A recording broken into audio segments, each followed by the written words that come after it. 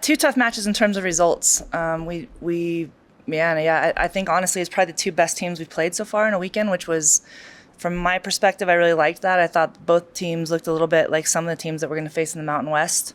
And I liked that we needed to kind of put ourselves in that position to compete. And then the result did not go our way, but I really think as long as we take the correct lessons from it, and I think it could be the most beneficial weekend we've had so far, just because I think it's going to teach us some lessons on how we need to move forward. So, not the best results, but the team's in a good spot. I think there's some clear things we need to fix, and now we move on to conference. So, pretty cool to be opening up with our childhood cancer game. It's something that has been an important initiative to us for quite a while. And Emma, who is kind of a local celebrity at this point in New Mexico, but she's been a member of our team since she was first diagnosed. So it's something that's very close to our team and close to the community, and we're excited that we can raise some money and raise some awareness for an important cause to us. And then the last thing I would say is just really cool weekend to be a Lobo. So fun to see the football team beat UCLA, and man, it's been a long time coming. So I hope that the community shows up and we sell this stadium out for Coach Jack against New Mexico State in a couple weeks. This team is a special one.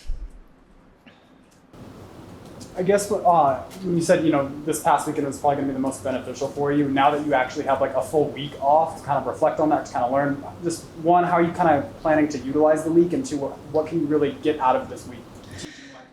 Yeah, I mean, again, I told the team during both games that I would take a really competitive game like those two were, regardless of the result, versus a game where there's just not a lot of back and forth. But both these games were kind of a tactical chess match where both teams were adjusting and playing and needed to figure it out. And I think we kind of gave the game away a little bit on Thursday. We had a mistake that hurt us a little bit, but one that's fixable, identifiable. And then on Sunday, we just didn't compete the way we wanted to start the game, which I think was disappointing for our whole group. But that's Sunday soccer. It's really difficult to play back-to-back and to play 90 minutes back-to-back in the heat. And Fullerton started better than us. And so I think for us, we have to figure out who do we want to be on Sundays, how can we show up to compete right away, and then we have to be better on set pieces. We gave up quite a few set piece goals off of losing runners in the box and not really competing in the air. So things that we can fix, and they're pretty easy to identify. And things we have to fix before we get into conference. And how nice is it just having this week off to kind of hone in on those things before you get to conference? It's huge. I mean, I think from the outside looking in, people look at a bye week and they think, oh, it kills momentum. But you forget that our student athletes and football student athletes, they do all this. They travel all that time. We got home at 1:00 in the morning on Sunday night. We don't have direct chartered flights. We have to fly on airlines, and so. They get caught up on school, they get caught up on rest, they get caught up on a little bit of a social life. It's really important just for their entire well-being. So it couldn't come at a better time for us to kind of reset and refocus for the next part of our season. What's the mood in the locker room right now as you guys get closer to conference?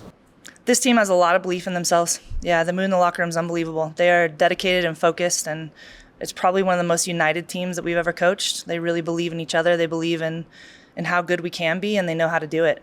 So, yeah, they're ready to go. Now that the non-conference is over and you look at your team, you point out one thing. What is something that you guys do really well? I mean, when we do settle in quickly, I think our attacking shape causes a lot of difficulties for opposing teams.